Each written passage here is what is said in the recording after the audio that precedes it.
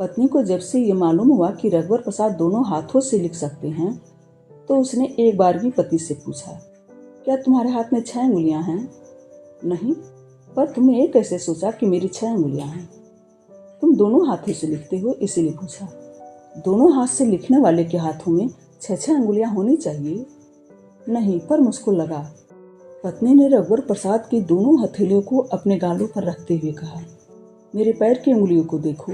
पत्नी ने कहा, क्या 6 उंगलियां हैं? देखो तो, ठीक तो है।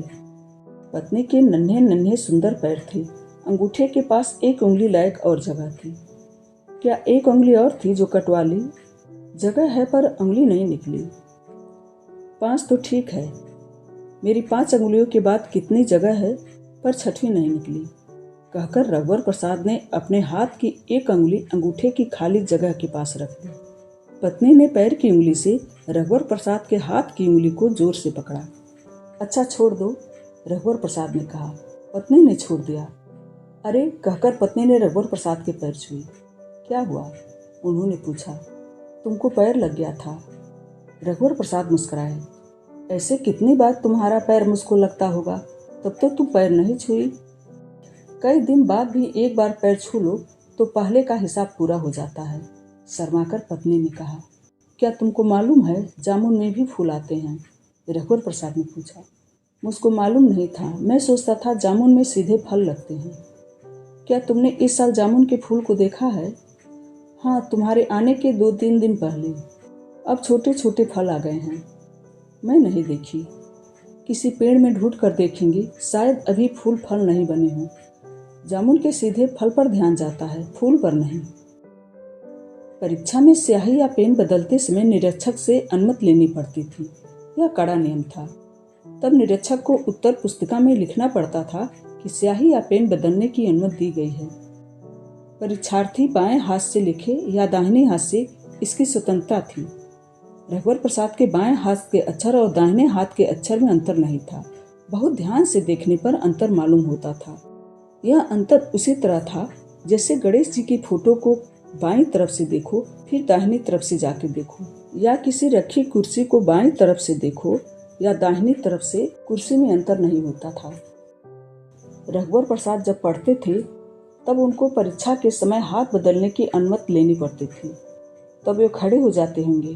कहिए, सर अब मैं दाहिने हाथ से लिखना चाहता हूँ। पहले क्या बाएं हाथ से लिख रहे थे? जी सर। क्या बायां हाथ टूट गया? नहीं सर, हाथ ठीक है पर थक गया है। निरीक्षक को कुछ समझ नहीं आ रहा होगा। आप दाहिने हाथ से भी लिख सकते हैं? जी सर। अधिक बात करने से परीक्षा का समय जाया होता है, इसीलिए वहाँ उनसे अधिक बहस नहीं की थी। अभी आप कुछ देर बाएं हाथ से लिखिए, मैं मुख्य निरीक्षक से पूछकर बताता हूँ, कहकर वे साथी निरीक्षक से अनुमति लेकर मुख्य निरीक्षक के पास जाएंगे। एक परीक्षार्थी बाएं हाथ से लिखते लिखते अब दाहिने हाथ से लिखने की अनुमति मांग रहा है। अनुमति दे दें। बाएं हाथ से लिखते लिखते दाहिने हाथ से क्यों लिखना चाहता है? लगता है बायां हाथ थक गया है, इसीलिए दाहिने हाथ से लिखेगा। जो दाहिने हाथ से लिखते हैं वे तो दाहिने हाथ से ही लिखते रहते हैं। हाथ थक जाता है तब भी दाहिने हाथ से लिखते रहते हैं। मैं तो बरसों से दाहिने हाथ से ही लिख रहा हूँ। मैं भी दाहिने हाथ से लिखता हूँ। दाहिने हाथ में चोट लग जाए तो भी दाहिने हाथ से ही लिखना पड़ेगा, नहीं तो परीक्षा दे नहीं पाते। बाएं हाथ के बाद दाहिने हाथ से कैसे लिखा जा सकता है? जिसके हाथ नहीं होते हैं पैर से लिख लेते हैं। हाथ से लिखने और पैर से लिखने में यह पहचान में आता होगा सर कि यह हाथ का लिखा है और यह पैर से। जैसे हाथ पहचान में आ जाता है कि हाथ है और पैर पहचान में आ जाता है कि पैर है। मुंह से ब्रश पकड़कर चित्र बनाने के बारे में मैंने पढ़ा है। मुंह से बनाई कोई और झोपड़ी हो तो झोपड़ी देखकर यह कैसे पता चलेगा कि यह मुंह से बनी है और यह हाथ से? शायद मुंह से अच्छी न बनती हो, हाथ से भी खराब बनती है। सचमुच की झोपड़ी मुंह से अच्छी नहीं बनेगी। विद्यार्थी तो वही है, चाहे वह बाएं हाथ से लिखे या दाहिने हाथ से, चाहे न लिखे, उसे अनुमति दे दीजिए। और रघुवर प्रसाद को परीक्षा में दोनों हाथों से लिखने की अनुमति मिल जाती होगी। रघुवर प्रसाद दूसरे लड़कों से अधिक लिखते होंगे। वे पढ़ने में होशियार थे और अच्छे नंबरों से पास होते होंगे। रघुवर प्रसाद ने साधु से कहा, मेरा छोटा भाई आने वाला है, क्या उसे एक दिन हाथी पर बैठाकर घुमा दोगे? रघुवर प्रसाद की पत्नी का भी मन था कि वह हाथी पर बैठ के घूमे। उन्होंने पत्नी का नाम नहीं लिया।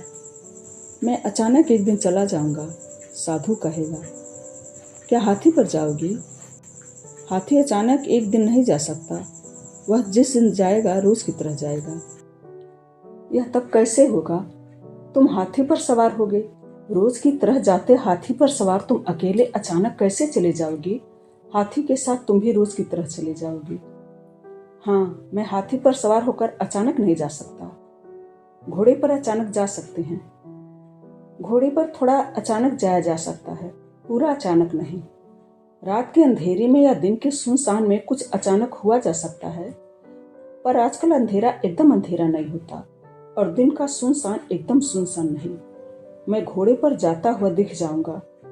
घोड़े की टाप की आवाज खड़बड़ दूर तक सुनाई देगी।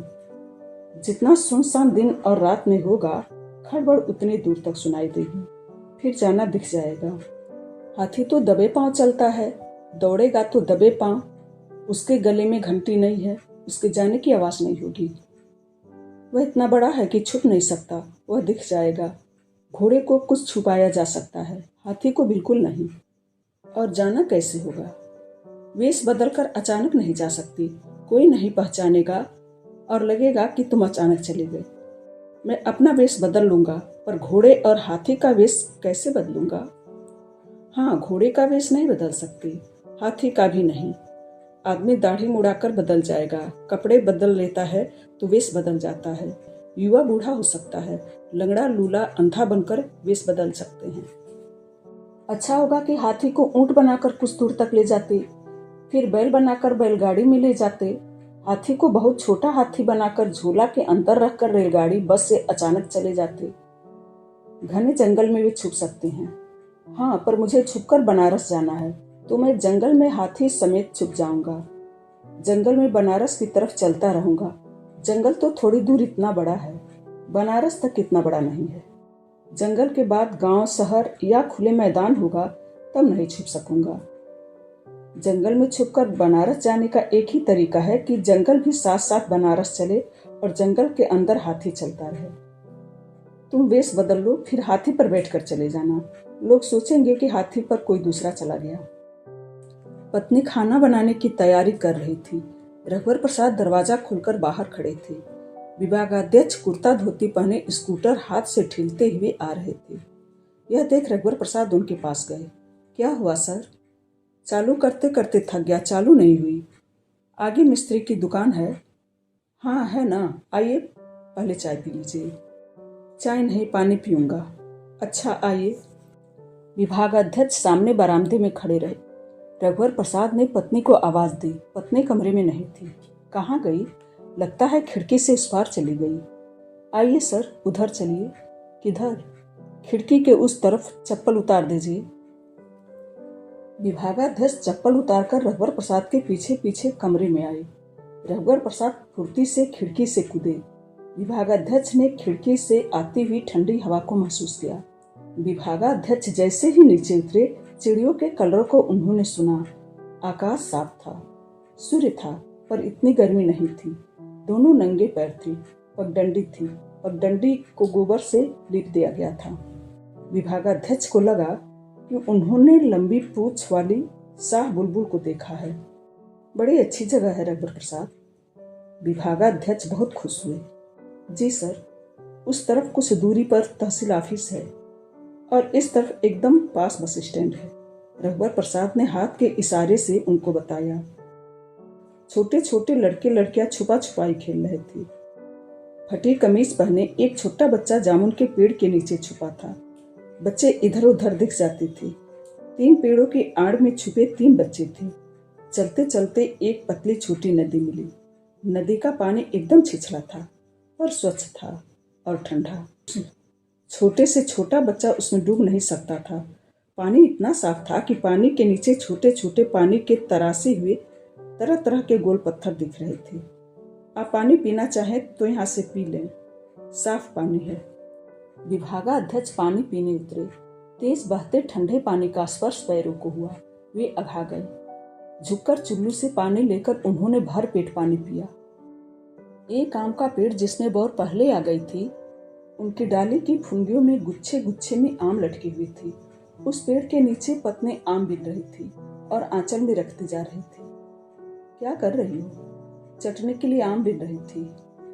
विभागाध्यक्ष आए हैं। तब तक विभागाध्यक्ष पानी पीकर उनके पास आ गए थे। आंचल में रखे आमों को कमर में खोसकर उसने विभागाध्यक्ष को नमस्कार किया। विभागाध्यक्ष ने सोचा, रघुवर प्रसाद की पत्नी कितनी सुंदर है।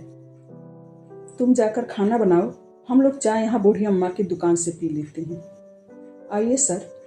रघुवर प्रसाद दूसरी पगडंडी की तरफ बढ़ गए।